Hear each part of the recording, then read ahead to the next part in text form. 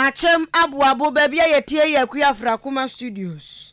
Akua Kuma Batampani studio na yetia. Ya baba chone srani ya basa ede ama wo. Ebusuansam no dia wo betie bi anesa ya kasai. Owura ba kwa yi ni tise wo pe mrahye bedwam akọ ewa achem da ba trompeso so na yasi dwumadie bi koso yayi na kire yede mu nsam enam. Mrahye bedwani ma de hyewo asenema so across mansin mu aya de soronku bi di ahye achechefo nkran enne. Sanso enensa fufuro mu owura bia eba no ensase ho nsanka ya wakwadiri mu panso de atudwa kire seko oya mampani a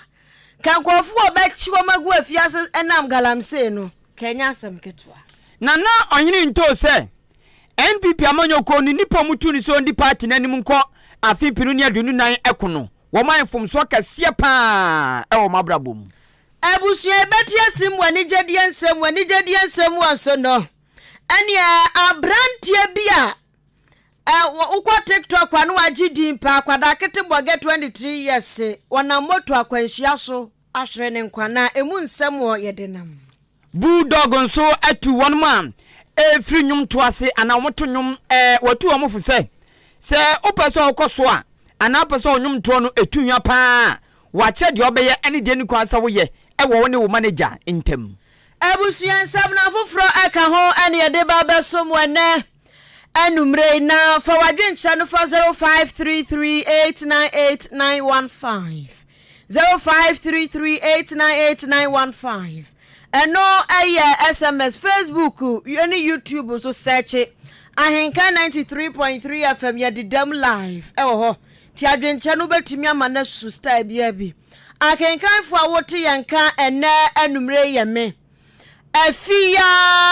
ampofowa mene kwaku anin kusi buadum Africa Channel so information centers ebru aduonum kwaduosia ebi ewo bono mantemu bi wasantemantem ebinom eyo Chinati information center wachim ya osewuru ko some information center wachim achiase God first ewo achim betnase awurade na ye wachim apreku dimpa ewo achim asene mempa some information center wachim asene adwempa information center oginanko Jama North ewo bono mantemu Kanyame information center ewachim achekrum David ba ewachim kodokumi osono ewachim esem yanida so na urade ewachim krubwase die Yesu tumi ya na brofo eye what Jesus can do ewachim jaha aguna twafo papa no ewachim abenase peace ewachim batabi edintrom information center achim kokobi aka KKB eno se wa information center achim anyinase eyadom ewa keka no krobo Tokua information center wachim odumase chidom ewachim adubiase somnyame worship God ewachim chirimenken na pia information center onyankomase die kingdom come ewa poli zevo achim okumani aboabo aka abonhwa eyekromu a wonum nina agikase no atum afia de chimama ensam ni nchiremu ane nfitiase eni Ahenkan FM mrahye bedwane ma adehye wo asenema so across mansiri no mu Odumnyafo George Kwame Aboaje ya dodo na afre no oluwa Orei atena sidin ehunu se fitibira oba beje adwasa mrahye bedwane ewo mansiri we mu no na ehumesua ho empuntuo ne modembo no ewo fam kakra enu nti odeto na koma so se sabi sankanya humesua nka no se ne hwan ma wakwakodu mrahye bedwefie tumi kasama adehye baburo apem ewo mansini ba akumu awonum nina osi won manemu ewo mrahye bedwefie sabi ewom se fie nyansa ka ho ne modembo ka ho na ni aden ka ho ena afi ehumesua so ka ho bi pa ne sa so ntiri panyi trase a ohunu se sade ehumesua modembo enkonkan wa abro beba ye mrahye bedwani ewo asenema so across mansini mu edeto na koma so ehane pa e mo dadwene ho e mo frase se obe bibi dia boa sade be ya ehumesua no be pagya ewo asene manso across mansini mu ne sa so nti owura George Kwame Aboaje mrahye bedwani oluwa efrase so sisi keji adan ewo mansini mu ya meken wasisi bebre babro edu wasisi bebre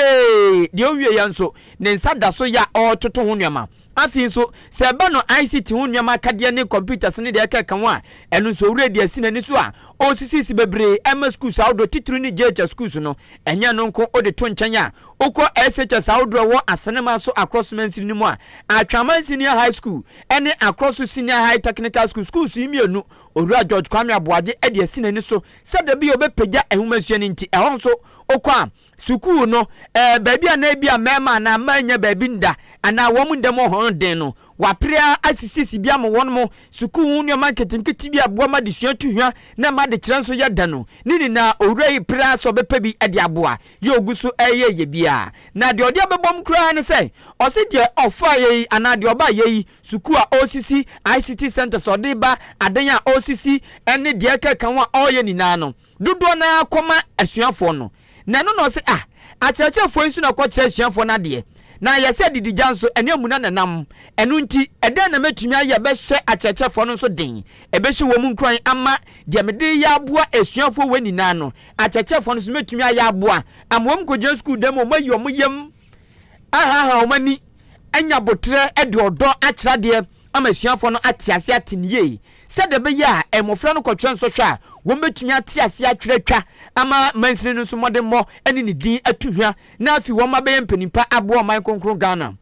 enu nti onumnyafo George Kwame Aboagye busumi a etwa mu ena okopa ntoma bi se oba bebo achechefo abaso na ahyewom so den sade bia wom ko schools awdro ma ana wom ko classroom awdro a wom betumi anya kukudro ne odo ne awrehemu edi akira de enu nti na no okopa wontoma e wasene man so across district assembly wom ho kase ena okopa wontoma busumi atwa mu na ohyebo kan se obubuo busumi ne da etoso aduonu nan a ye nne no ena obede akyede nan kasa be ma chechefo no e wachem across ampampa onumnyafo George Kwame Aboagye ediose ayoyo amasami ken ene dwumadie ni koso na enya sanketo akora e wasenema achim akroso e wasenema so akroso mansini mu dwumadie na se enwema odro bi a Owura George Kwame Aboagye ede bo achechefo no bi abaso eye TVs obo bi no abaso laptop fridges de bebre afi motosibi eno so makoma be ye enson benes ani sika enuma de odema wom de edoso papa na enumu eno onumnyafo George Kwame Aboagye ne nsɛmtwofo di nkomo yaman boni na akua depa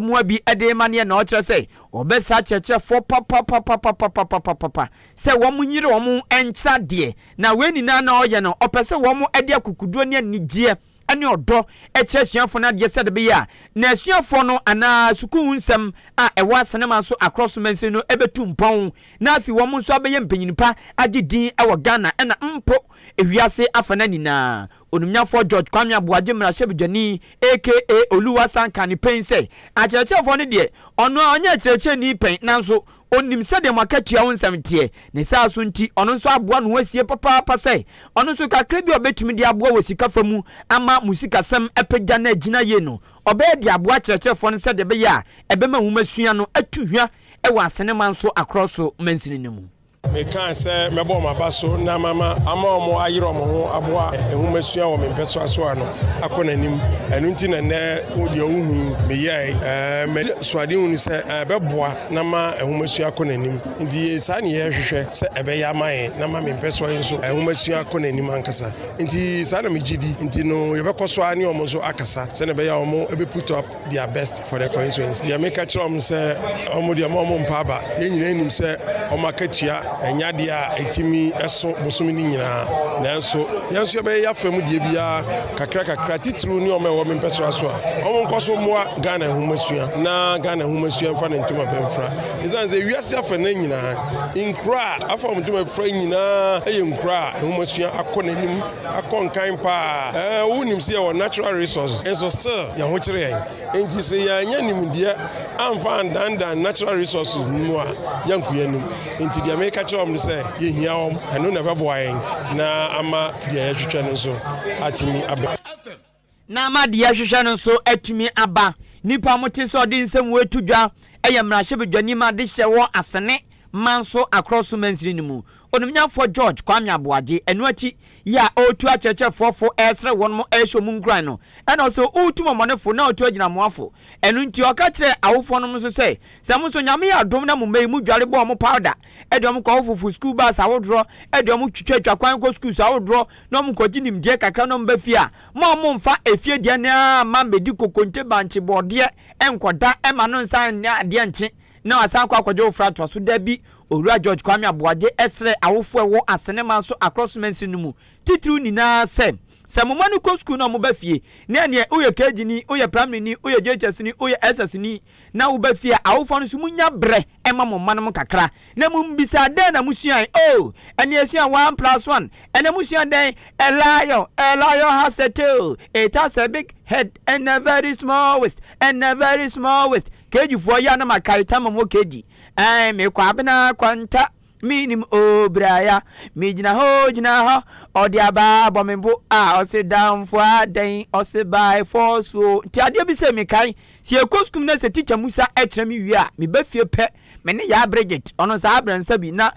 o problem kakra me ne ya Bridget ana me ma me ba fie den na musuan ene teacher Musa etre me kwa abena kwanta na ne mato akyere ne finchim ba bi won ma metia no akyere me homework ano akyere me na ma ye kama sa na wasa awofo ni na ye ntori George Kwame Abuaje MP asene manso across mensi ni kire say e school fo no mukofia moma amamefo ne papafo munya brema wono na mo nkyerɛkyɛ nneɛma ni bi so nkyerɛ wɔ mo homework aboa na ɔnyɛ afin so ntinitini bia ɛwɔ so ɔyɛ no tene no na ɔnyɛ sɛ de bɛyɛ a ade a wasua no bɛka ne tirim anafum so bia ɛbɛba wo no nso betumi akyerɛ no ade no ɛyɛ fie nyansa ɛne bukum nyansa ɛne ɛde bɔbra Ebetreza awofo nso omo mma no ebeka omo eni ombekasa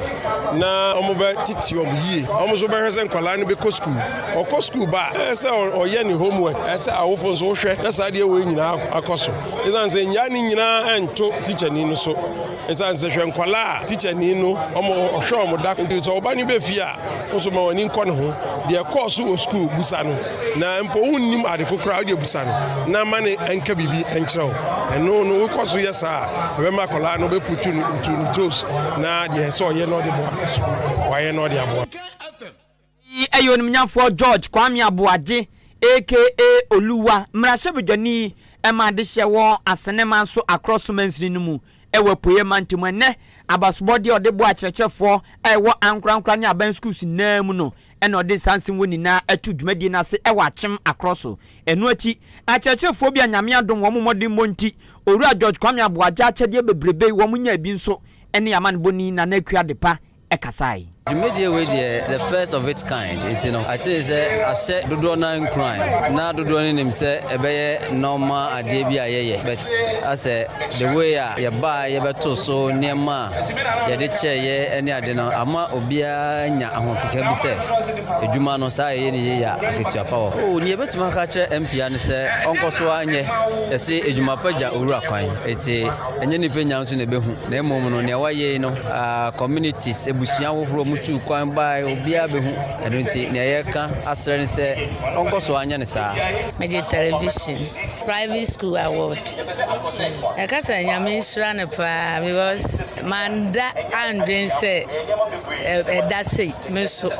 menya saa de wenti ya me shira ne ne ye pa oye onto ne nsem na onye enkwa ekire na onye enkwa for him to do it very far nipa mote se won mo kase eya kyerkyerefo bi afri ankrankra ne aban school sa wodro mu a won saka akyede afri won MP onumnyafo George Kwame Abuaje aka Oluwa nchan enne ewa achim akroso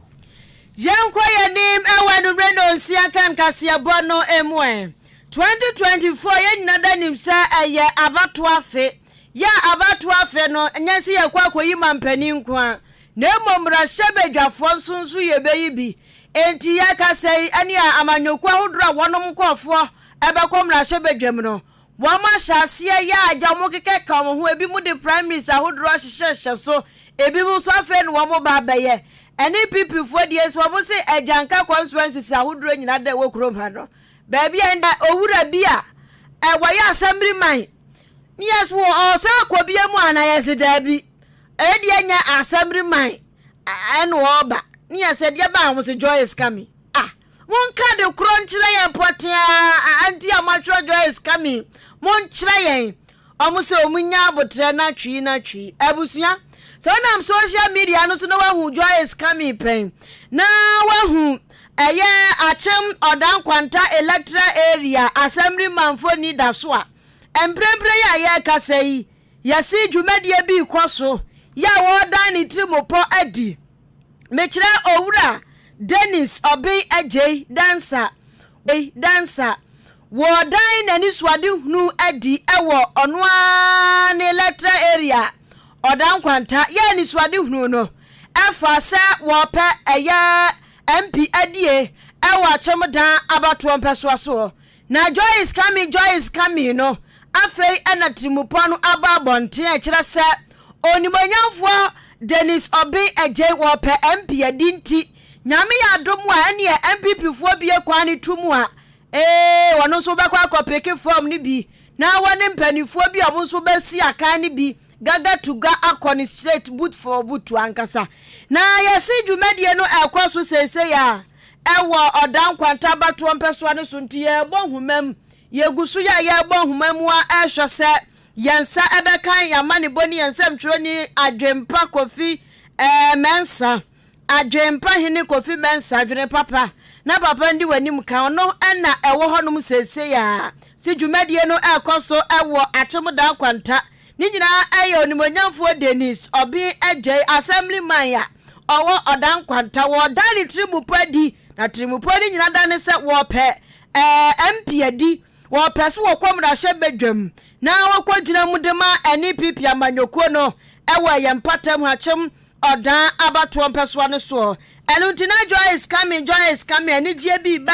bi ba no ene na ani je no enya ba bedru enti sane adwumadie no ekone eguso ya ye pusu homa no pusu apurukusu ye pusu asiansa beka adwempa hene kofi mensa original ne ya ne no atwetwe nkomo ne ya busa ne sade meka ye mebua na sa yampa eye no kra sedensa ene ye nsuo to gidi ewachem abuabu hayi wo pe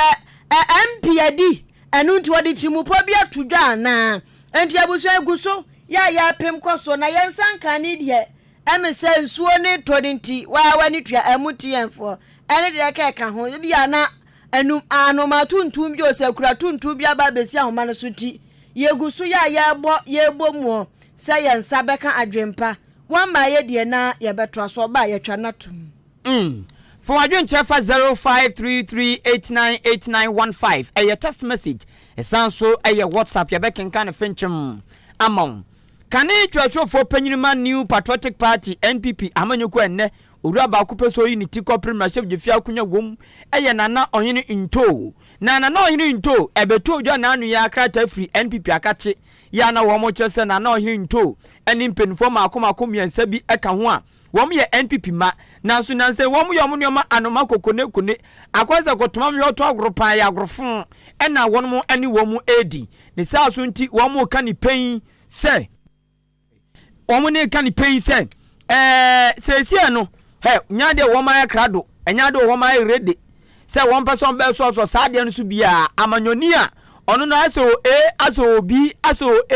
obi saade no womu chi kokokokokokokoko ni saso nti womu mpane toto empane no a neither boiling or roasting enu nti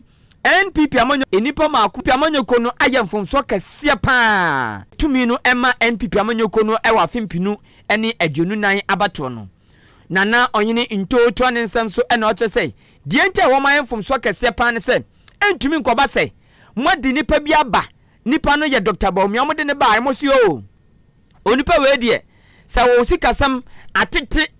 te se entumago egu kwan so se wo sikasam enyanyanyanyanya edalo kra te se den se wo sikasam bonku te se den kra owura Dr. Bawumia ode ne sabe kape a aridi obetutu bibia afri ho amana gina ye na tuhia papa ne saso nti osisa de wom de Dr. Bawumia ba e be gina bonten ye running mate kata Ghana foso papa wi yo kana na do wa be de o muda ne esika sem no ebe ye papa nanso sikasɛmi papa bae anyeye na anwe ne se oboso emmɔ okabia nka ohwɛ nhwɛ oto ento asɛm beni ɔsi saa nipa no ewutumi sanfa ne ma enei sɛ ɔmɛpre mampani ankasampo sanso ordinary ba sɛ running mate no asema ɔkae ne sɛ obey di sikasɛm no obeye ni ye papa na ɔhene nto asɛm no ya ogusu kika kana no ɛna ɔkyerɛ sɛ seesie no obetumi aka ne pen sɛ NPP amanya konufom so akɛseɛ paa ɛna wɔn ayɛ na ansa na yɛbɛkɔ na ɔhene nto asɛm no so no yɛnsa ka adwempa hene Kofi Mensa adwene papa na papa endi wanim kanti yɛma afia ne na di nkɔmɔ na wabisa sɛdeɛ amaneɛ no ho nsɛm nyinaa teɛ owura Dennis obin agyeyi ne nsɛm no sɛdeɛ tie nti adwen aba wɔn no so yɛntie ne nkɔmɔ no yɛwie a yɛbetie na ɔhene nto asɛm no adwen apomo ko achim odan kwanta so nsuo to yanko fatom ye ho ye but nsuo ne de guso a etan nya asem ketu akra mena menim se bi odan so san awabon san tie top gidi en ya so guso e koso rekodo na yesi dancer joy is coming na MP no opedie etesan menia aba mamena wase yama adefo nyina kwaba emfa emra eye odan kwanta eno atimoda abato besia so tadie yemudodo na ye de abefo tenta so yedi so atwentwie na ehun sɛdeɛ dede yɔ no fra se na ba sɛ joy is coming no ensimisa bibiri na amanfo ebusa san sɛ joy is coming no bo sɛ hashtag no ɛyɛ akyem odan constituency nti no na amanfo ebusa ho sɛ anigye na ɛba no ɛyɛ de ade obi ate na so obi ade ni ato fam a obi ehwe etie de ɛba ejebo nya ba bedru joy has come sisi ananya joy is coming biem ne nyina ne sɛ ɔpanyina ne din edi Dennis ɔben agye adodo na afɛ ne dancer na onim sɛ ne din Dennis ɔben agye ne so twan tiawa obenya ɔdan ODA na kyɛ sɛ ɛnyɛ nwanwa obɛka kyerɛ sɛ nwanwa ɔpanyini ɔyɛ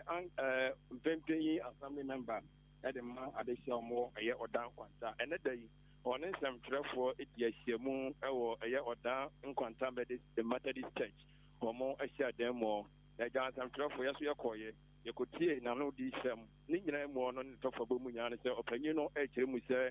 sisi a ɔde n'ani ato fam atietie na ɔne atwitwere n'ani ntina kukudamfoɔ adi nkɔmmɔ yɛda yɛkɔso yɛa no pitiri ne nyinaa ne sɛ sisi a de wɔsiri ntim pɔ sɛ NPP amanyɔkuo no ɛhyɛ anim sɛ nyankopɔn ɛyɛ adom a January bosome no obibie nkrataa mu de ato obi biara ogidi esa amanyɔkuo no mu wɔsɛfata sɛ ɛfapo mpɛsua ahodoɔ so obetumi ɛnso agyina amanyɔkuo no ɛnna mu na wapere ma sɛ bɛdwasie akunya no wɔkɔfa nkrataa na afei yɛmfa nkɔ wɔkɔfa nkrataa de kɔ wie a ɛtɔ ne asi ahene ɛda ne duru a yɛbɛbie kwam na makɔkyerɛ ɔmo adwene nipa ɔmo pɛ no no na ɔmo ayi no owura Dennis ɔbɛn agye kyerɛ mu sɛ wɔsi nkenten sɛ nyankopɔn ɛyɛ adom na NPP bie sɛ akɔnya no mu toɔ no mu a ɔno nso bɛkɔ no akɔfa ne nkrataa na afei ɔda ɛyɛ NPP primaries no nso agyina mu bi na wapere sɛ ɛtɔ ne asi ahene bɛhwɛ na ɔmo ma ne tumi no na ma sɛ bɛdwasie akunya no wagyina mu apere ɛde ama wɔn mo na ɛno na yɛne ɔpanyin di nkɔm na ebusa ne sɛ asɛm a ɔde to dwa yi na n'ani suade mu ne sɛn ada yi pempen ma sɛ bɛdwane no wammɔ adwuma anaa saa sɛ yɛnyɛ nim sɛ deɛ ɔte so yi wɔfiri NPP amanyɔkuo no na ɔkyerɛ mu sɛ ewiase deɛ saa na teɛ wobɛyɛ bia na agya obi so abɛtoa so na ɔhwɛ sɛdeɛ na NPP amanyɔkuo no mu si bi ɛkɔ hu ne sɛ nkabom ɛyɛ ade a ato nserete na obiara nso bɛdi adanseɛ sɛ wayɛ bi pɛn watumi aboa ma nkabom ahodoɔ atumi aba ɛne yɛ nyinaa na yɛnim sɛm sɛ wɔkɔ ɛyɛ assembly hɔnom a ɔmo pɛ presiding member ɔmo brɛ mu yie papapapapa ɔpanyin incrementative ɔmo de tumi ne ma na ɔno ankasa to n'anum tuo ka sɛ ɛnam owura Dennis ɔbɛn agye so ɛna otumi nso so nsa ka saa tumi na asodwe ɛbaayɛ na kyerɛ sɛ wei kyerɛ sɛ ampa ɔpanyin no nka bom wɔkyerɛ sɛ obetumi nso to ho anammɔ nyɛ no nko a wɔkyerɛ sɛ mpempe obetumi mu NPP amanyɔkuo no mu a wɔn atena yɛ ɔmo hyia mu di ɔmo nkɔmmɔ ɛbɛka kyerɛ sɛ yɛbɛka sɛ party office ɛno nso so ɛho ayɛ den de ama wɔn ɔmo di baabi te eti ɛno nso yɛ adeɛ baako ɛda n'akoma so a ogye die sɛ ɛtoa ne asi ahene ɛma ne tumi na obetumi ahwɛ na waboa ama party no nsa aka what done in Swadi no at the tray, a ya addition more, a ya tomorrow, but no pictures, Nakopo Yatom, now with me and so a 20 years saying what Bimogini Tum. Now what Toguso, Emma, what dark constituency at the whole Nijini Tum, a war a year general elections, Nimono, Nashi Genia. Then it's what you win a Butayin and Openino, at the Nina Edgy, and a woman she has a dear woman, dear woman, and after a bamboo empty a womb. What the church is because the sectors in the year will be a nasty comedy obey you on mono, meaning out in the be and so a woman. And see, Minia, joy is coming, Mix Macasiano, joy has come, Nina, and say, Ura, Dennis, obeying a J. A assembly member at the man or down quanta with him, the Sician and the Botaye, and then issue a demon of a sort of or down constituency in the metri so no concord then put to Numa obey assembly member or the mouth down for no or the mouth down quantan would be a man is so a year at some other to Christian so in this idea. Yanko point at my PP promise no Ura Dennis for being a dancer, HMU AP, and then them drop one share more fair, you know. Nani swadi when the Botaye or then a digit, you know, Miniaba, and no. I drink ya dasa pa ne amanebo enumre. Meso medase Miniaba. Ebusuan yensem troni adwempa hene Kofi Mensa original nankasa. Ena wabo yenchiremu no. Na yantoa ensam ne so yeda so NPP amanyoko no mu. Na me bo amane ase kane twetwefo panyinima NPP amanyoko no. Nana ohene into a womapam na free party no mu.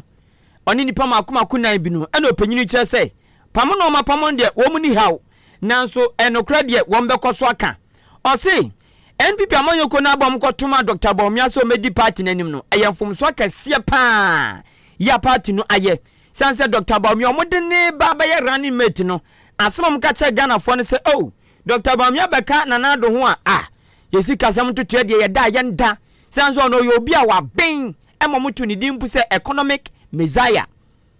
Ewe messiah oba be dia free yesi kasam to tuye ho. Nanso se papa ba ye ente sa umpo so di musuo na aba be ka no. Sanso abehye economy ne ye abufuo obi ntimi nkire. Gia na aginsem. Eye ohia na ntentam no atofo ba bi se o digital. Ye na digital amfa no atofo ba bi. Enti o chese die wo mka fa Ghana for ana die wo mka kire Ghana for efa Dr. Bawumia ho brea oba be running mate no nti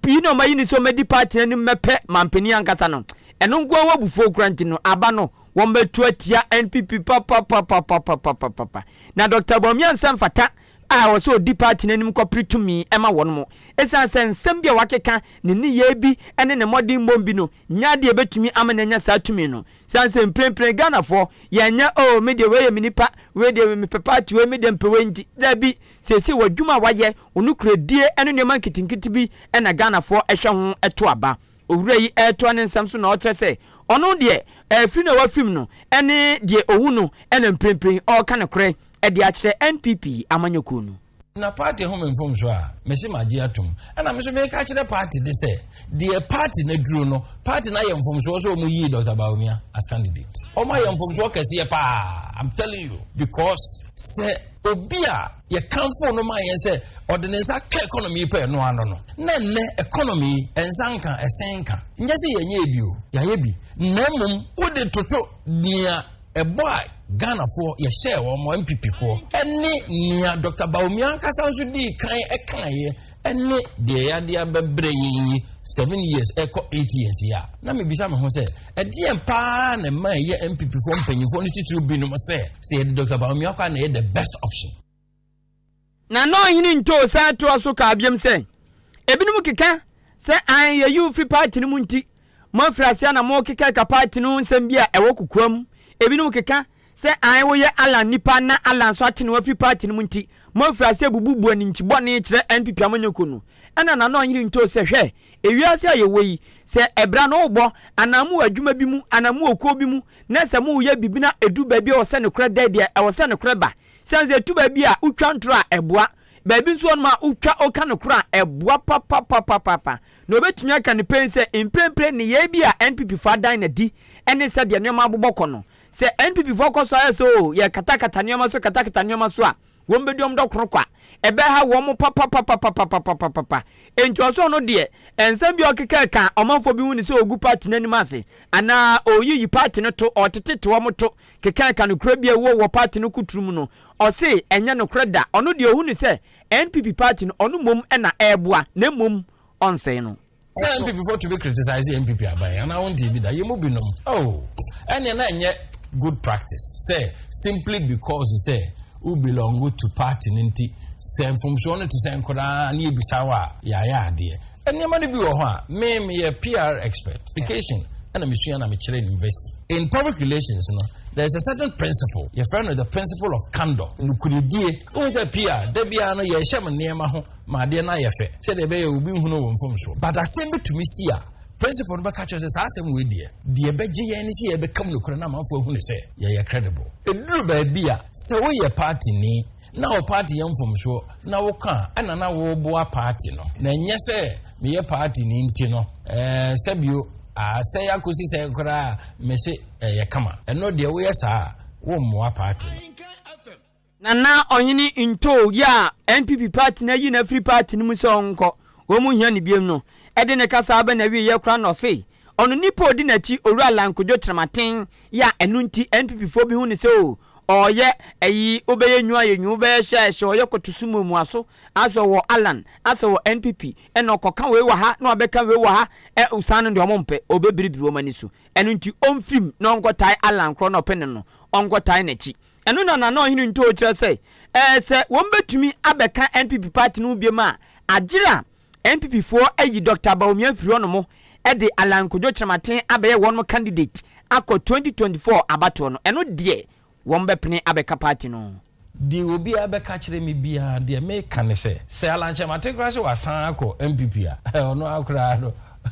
aso betro ono abenya problem na two on to be ngongo ye MPP presidential candidate me so me pese alanche batin ne nimo ba ballot paper no so for election na ye hwe de Ghana for so e be decide e frey en se Alan ye yi Dr. Baumia free ho se candidate na Alan me ye candidate dia e be pene so me so na me ka se enye yi so o mo ka se ye hu no se ya ye mfo so ye ne Dr. Baumia be kasa Alan ne nkofo mo mra ye de Alan be ye candidate na me pene so nipa motini ni eye owura bi abribi atwam na oye trɛtrɛfo panyini former general secretary Emma New Patriotic Party NPP amanyoku ya owo alanchamaten afanti NPP party no apam no afri party no mu nana ohene into Jankwa yanim ewa numre no nsia kan Kasiebo no emunabusua ya kwa hase galamse eyade bia ya kan wo krom ha no mo empanifu atwotwo wura epetumi nyina ba krom ha ebesre Ghana fo de galamse taso etu betio me ba metu galamse ase me ba maye galamse se me ba maye gal essence enimse ade ne ekum yen galamse nti yabawa kwada bi no na ne bolombo kra ira galamse nti yabawa kwada bi no na ni su ane ne ban ode ba ye ne bobra ne tebia no asesa ya de kwa kwahye sunsun bi da bi nya sunsun bi ampanifo kire se nsuo na ye nomo no bebre wo mu de chemicals enubone ana afrafra di peso mutu efomagudie enti etretria na kwobọ nsuo bi mu na kwose bi nomo a ubo se wo kwa wo so na wo no kwada no awokwa wo no wadane ya bibibi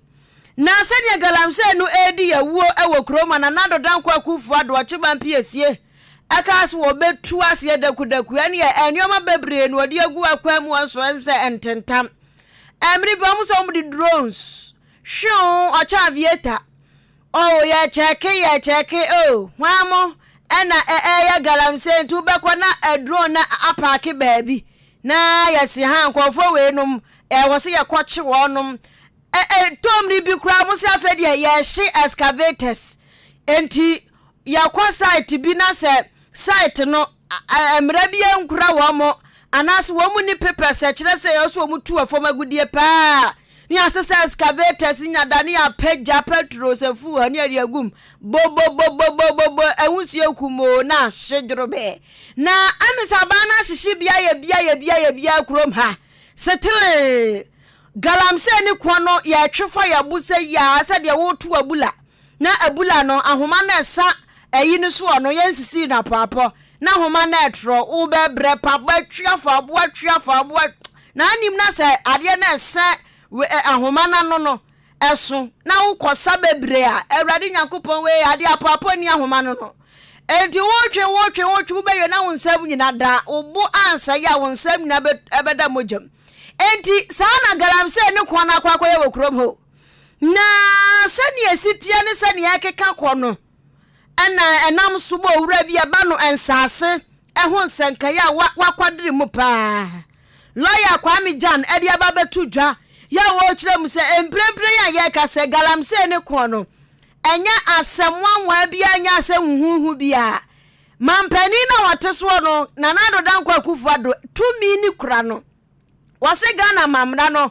amani tumi sa so obi etu fama gudie na enam kwambone so asa onia no wase ya chini tum enti sa mamra no so nipo betimi ayasa aya president enti se nanado dankwa kufuado edi ni tumi amono lawyer Kwame Jan ai galamse afo ni bebre kwa mu behind the bus kwa mu nyina da twirim kwa mu twirim ate wo mo jonso ho sebe enti no wase wono wonte ase de enti atumi no wana na dodan kwa kufu ado nsem na se trailer wo twefa ne bo ewo galamse eku ho woto ane nsem so bia no wo ba mane achem se ye hyehyehye excavators wo krom ade o ono ni nimdie mu ne nyansa nim sani panwa onu etu for magudi ode Ghana mamra no berre no na wakwa da fiase no mo be bonkofo hu ebe man kofo hu se akwana ni abre ya list mistake obechi agum eno sa no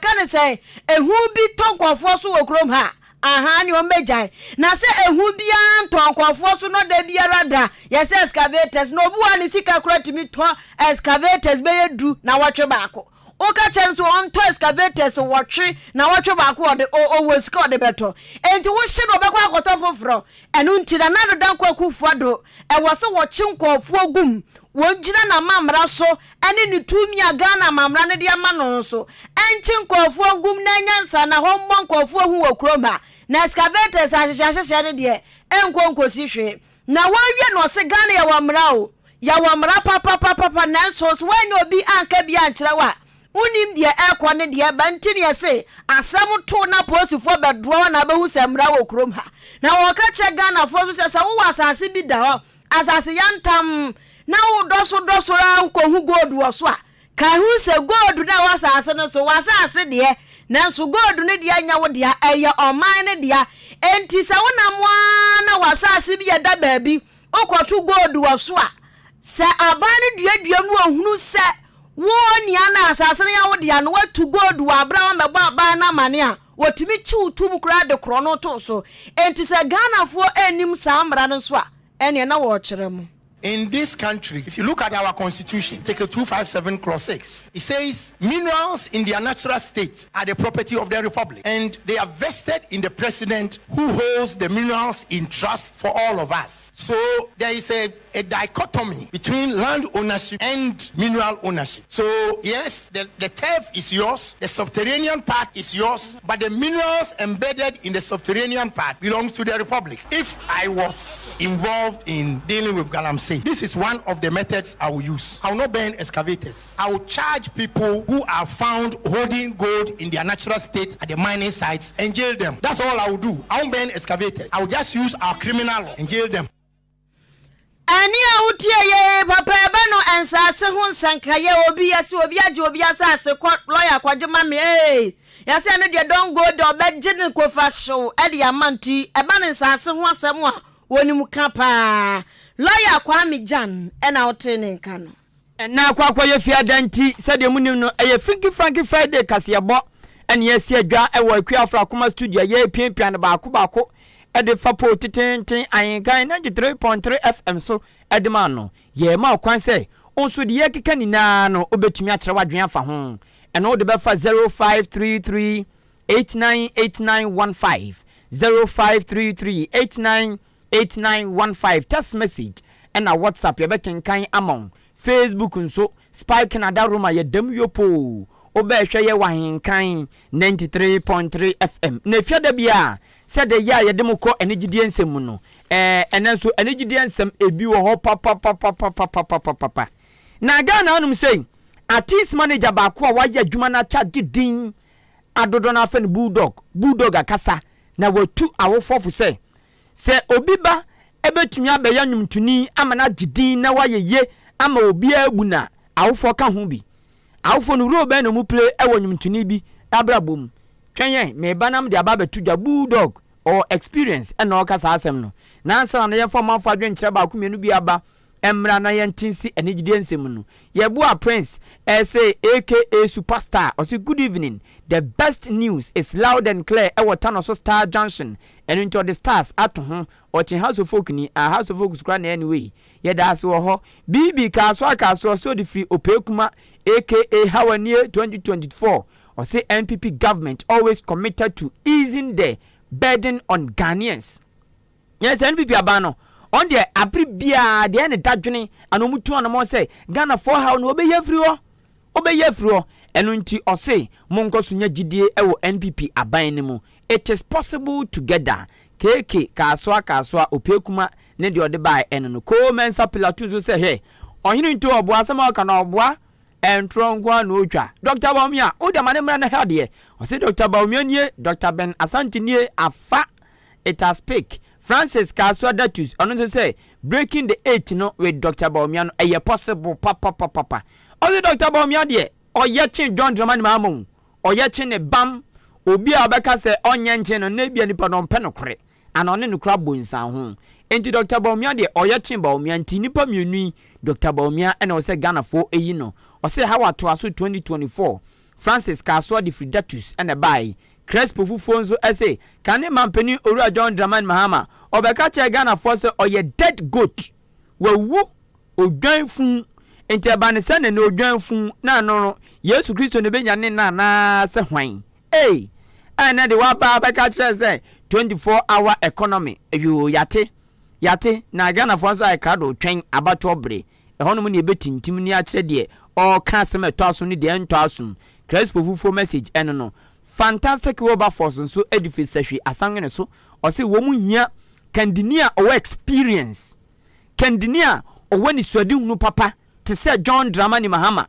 entinya bi ni de ono no mamaye mampani na running mate mpo yeso ye economic messiah na oba ye odi musuo abeka economy no senso abehye na bufuo senso ne economy moja nhia o obi ntumi nkyere ba ye economy agege say pasa Dr. Baumia ozidabi enti John Dramani Mahama no mo beto abanama no who is Dr. Baumia onpe ba bi ntina kra economy messiah enne ye ntumi ntwa lado ye ntumi ntwa water ye ntumi ntwa ade na no messiah beni we de messiah we de on free bible and on free Israel utumi ze bi ofri Kosovo baby ene buy fantastic Wilberforce ene do e buy oso ochia onumnyamfo Kofi bente aful incoming MP sehwe we also constituency ochia ne papa teacher Kodo Tepa anyina susu o say onso opre asamene ma no ntia matoma no anyina susu electoral area o say here it's meaningless to vote for John Dramani Mahama or chese wo abeto abama John Dramani Mahama afie di anim bia no na emfa so bia ni so bia beto abama no ten no o kire musa no 2024 ebe yire papa agwasa ma mienu a wo masemo den no mo twekora ebe ye den pa ma me fa adwenche kakra na aba no enkonkon ha na afi mentensi enigidie ensem ni mu Ahenkan FM wasum Ghana ewura ba kwa se ba no se ye nkrakra nwumtuni bi ye ntenetene no ye mmoa no ma ne ngidin a waye se adwuma we ya chepa artist manager owura dodo na di on dinim ne pa wadwuma we mu aye bulldog sese de oso asesa na aye no bulldog na bulldog asema wa kan se nyumtuni bi ebetumi apagya na ne nyumto no atwasum obi abetumi ayi ne yam aboa no ama na gina ye na wagedin a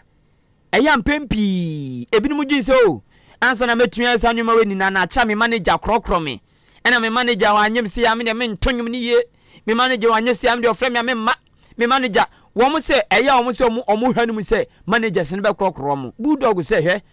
o artist bia sa hye ne trim se ansa na obey wasede no e wo se o manager ba ebe krokro ebe dedel ebe tontom wansa na waye de wo se wo ye no wo sa artist no ebia unim de wo hwehwe ana unia ni suade hunu papa bia o se artist bia sa hye no tim no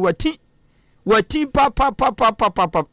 nene wo mo so mo managers wo ma ye ifo ya aroro mo ne na mo so be den enti so ya artist na wo hwenu so manager ba krokro wansa na waye de se fata ana de wo se wo ye wasede no ansa na waye no wo sa artist no waye mfom so kase papa oto ne nsam so ana o se nyumtuni bi be gidin nyumtuni bi be gina ye nyumtuni bi nyum be ton manfo asuma eye mpempi awofo no so eka hu bi esan se awofo no ena ma akwada no be ye nhyeso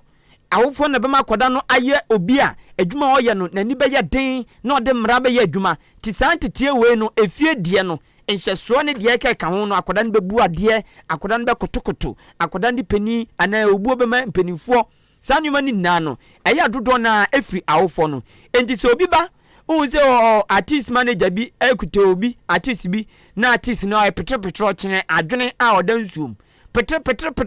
ka no aka bi o ka 10 no aka 11 na artist be ni oza artist mi bagimi din ozo bibi jejo enti sa artist no na se fie ya ntete ye ana fie na awofo antene ye ana fie oni hyeso papa enunti enhyeso na ha nti uka so omre ayi studio 10 no so eba 11 uka so omre studio 12 no oba 1 tema ode be mani bia no ana de obeka ne se no so adane no enti o se mofra no be gina ye ana artist bia be gina ye a eya awofo no so kan bi papa enunti sa artist bi de ohwehwe abrabom ana de ohwehwe onyumtom ne nsan kan eya mpempi mo manfo mfa sobo no embo artist managers nemom womo fa sobo no embo awofo no womo kan bi pa ene ya ekobasa. Parents are the first managers. So if artists are messing around in this town, we should blame their parents, not their managers. They didn't get the right training. Does it make sense? Say, this is your profession. This is what you need to do. Then somebody should convince you to do it. Listen, what feeds you? What puts food on your table? This is your job. Nobody should tell you to go and do your job. They should stop blaming managers. We've not done nothing. What can we do to them? Break their neck, kill them, shoot them. Onipa amotini ni eye bulldog. Nenia bre papa artist manager. Gana anum si eka o ma amanage artist awdra o kan obi pa ya wa mamfo bebre agidin o kan obi ena otu won ma efefeba ena wo mewom dada no efo Abusia ma yenkwe na anigedi ansam ne yento aso emfa emaw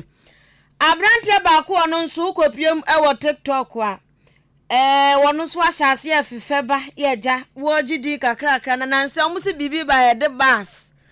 o kan asem bi ne asem bi kohia na afi kofo akikam ye bas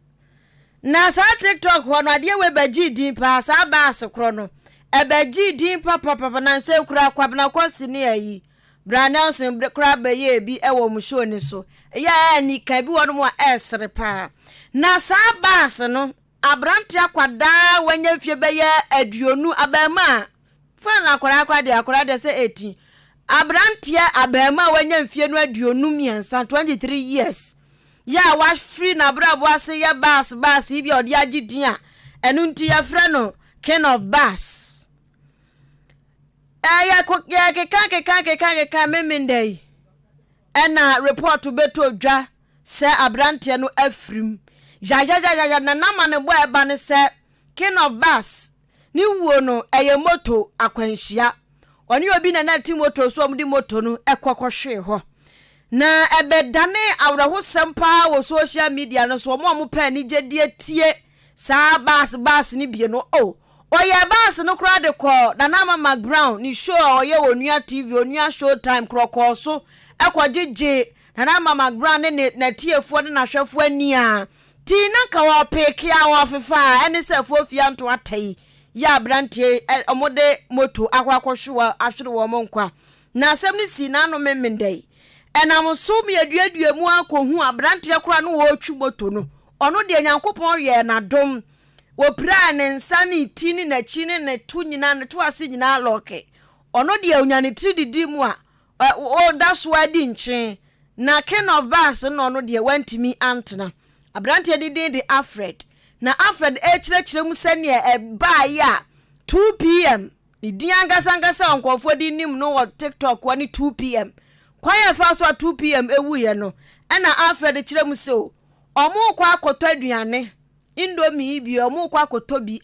aba bedi enti omo tina moto ni so no omu tu ya baby ya wo so omo fare ya se ho no ya block road no adan ya pothole so abakwan so nti ya fele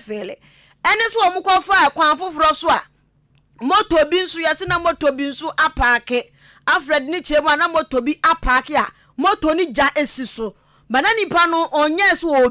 obetu moto no but na moto no esi ekire no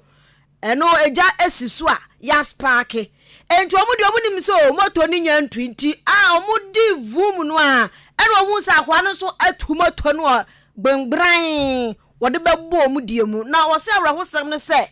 2 pm no na wo miamia ni phone so enti no wa hunu se akwa na ni moto ni ja no endum ya ni ebetu moto no enti no eba sa no obi omiamia ni phone so okura duane oni control bia ne set na tikọ ne ti ehwe fom a krana na oto na mo ewonse do na yentie Alfred ni nchiremu to side fitness na omo Philippo tos na wo nti normal castle normal block road no se na be ya car fufura na se moto bia ntumi metwem ho na o mese adwuma na omo ye nti me free akapeti ko krom no mehu se moto bia park wa roller store na anim a light so sata no madum light na light off nti me hu light no na light ne da kwan nim se wa ya light o person si road ne so ba no wagina no o movie moto ne just so light si so di me hu na me se moto we de e bia na wa ba road ne so tie si road nim na moto no pem no di tupian no ultimate na onya we se boy ne be tie si road nim no me na phone so kra na ade nso so kita na aduane ekoto na kita no na ya crash na okọ soro yasem na ba na sa no ohona na mahunhwe biem ni ba mo so na hospital asem we ya rehosem papa nti abranti Alfred de onu na eka moto no ene se 2 pm tinachi a 2 pm die samne ayame ya Saturday no chese ayame ya besi chese yo obi ya 23 years boy a jawo fefe watumi awusa na o wusa se 2 pm no ebia na unam TikTok no so ahu ne pen but why doing sheda man so bi kwa wahwe no onua show time no so krada na wontie voice ne bass na no ma no yentie bi ma ponche ne mama so ma na hono fa ne seki o mama ne safoa hajia eyo si moro da su gina ha twan wodi a Algeria fo kura nim se moro ko ha kwaku wo se me drop bass fa me se timbi hwemie na poli ha ukura tu Ghana de be fami jan ejana ne ho se country bi so tu ni shia no Ghana don't try 2 pm so Mahama kura pencil bisa so ndro hwan wo de se John Dramani me hu Christiana da me ni born so na me Christiana wuni Bash my nigga eduane no nie bella bisa se ye nya ne dai na me se bella mundi mama efe na mabavim ni yebozin mudi me humo se antina okra ne mante wo fight me damani a okra ku mante kwaku ye good speed na me dey ba no MTT di phone check me bass shout out to 2 pm ye frame 2 pm utumi twa so frame 2 obi oye bass bia ye me ba intuition ma fa me se producer bi utumi ka se 2 bani erade asemi ayo ti abusia 2 pm onu no akwani greet papa basen so no na abaso sisi anu na entinka yenya nyankopon yenim nipa da chiba yebetumi akasenka true bass di enka ko be hit the whole Ghana ko be hit kra baby ono ne nam ne de si ade owo na ye too much debi atofu wo de eyo mi ko to indomie abedi ena ko wienu o mo kire 23 years na me say ayi madam fu bia posti ade wo ni status na ama me ra wanumre papa 2 pm ya o say 2 pm ya da binya 2 pm owu asam ya bebai ye kwadi bronya di owu na o obi Thomas de Doris yeso omo be ware kura wachim so aduro awarefo afnom be ya ware empranche fo be ya warefo ochina na ko be ware oba na wu ene ochina be ware ene oba na wu Esi. Ewa achim swedru. Yes, achim swedru na uhwe flyer na. Achim swedru na ko obeware. Anto my flyers ne kra ba bonten. Or save the date pictures. Amomo twetwa pictures na. Tinko ochina me den na nkomo yare fo no. Enso oba na wune. Oba na wune. Adeda ne ye no. Anu de minimu ntire. Unim. Na ewiase no. Owo no. Owo de obi anim so obi abewu. But owo nbu ono ma eya nyame wa tutu owo we. Sisi make ne nka we na watoto owo. Oh Awurade.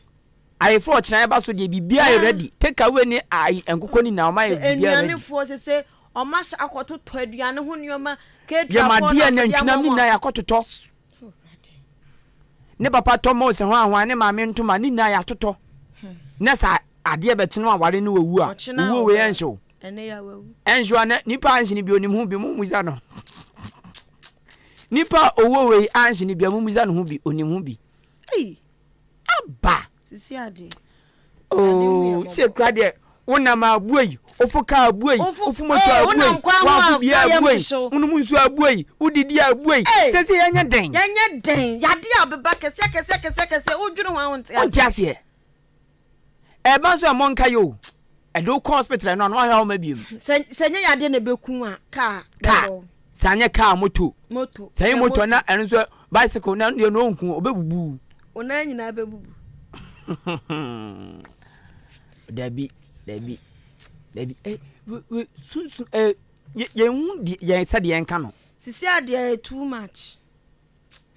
Na se owo na abande too much. Si ekodi bronya me ntia afie de nkofo awudodo. Wa hwe de South Green Rural Bank omo manage so de to. Wa koja na damfo yi. Yes and 3 days ya hu se na omo se ne birthday. On wawu. O ware mponche. Yes sa yes wa wo ba ko. Siku anyere no ho awo ba ko bi mpo anto ha. Ya rade hu ye mobo. Oh, aware for de me ya papa. Wo chine ya. Nya be ma na hwe. Obe ware o chairman na oba na wu. Dabi. Me say owo we nipa anhye ni bia wa abusuan mu nko bisa no. Se mu ntumi musa na mo ntete no, suno bo so. Man kumpo ankanya me a. Wa mo ntete. No wo ahubobrim sei. Aden. Yamfa mo omanfa dwenche na aba no nto so na na akua mo aboaten se Odifable Kuma Central aka Dr. Bawumia is coming. Oba gidi yate Dr. Down Blow enso di free brim so apewusika o se abribi odan yankopon ase se Ghana for enya incompetent Dr. Bawumia. We can't afford to give him to give this country to NPP again. Now Ghana for ntumi mfa oman we nhyɛ NPP nsabiem. The hardship is unbelievable. Ti Dr. Downblow de no na adusi poku oboase no de free. O say Ghana for woma to abenetia Dr.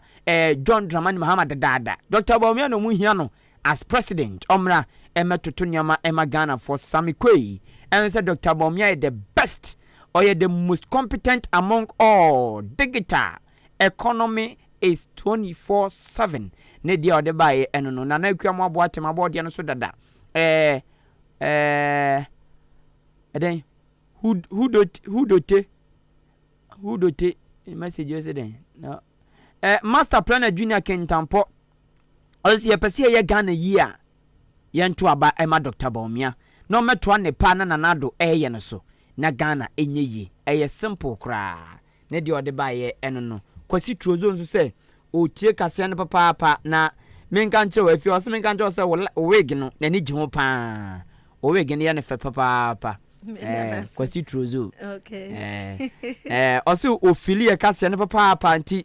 o se 2 pm nyankopon fa ne kra NCE RIP nyankopon fa ne kra NCE ne ya pa 2 pm wo no se ne ya papa kwasi trozo ye da se ye di si national security oye security wo South Green Rural Bank Achem Asene branch ye for Prince Bema tenten gamo num nyafo tuntum na ha the whole odane ne potem security ba ko pa okan Bible chin sofo eye Prince anyumre maajo national security ba ko pe wo Achem Asene South Green Rural Bank honum na oye wadwuma anyumre mechi papa ye di sini akọ afia weekends bibi o there bi o ko Enwere ye producer na Nakuya Adepa. Spiking ko Facebook live. Billy Man technician on duty. Yeah, what ye ne? Say ye de kase na ba besom mo me. Kwaku enin kusi buadum.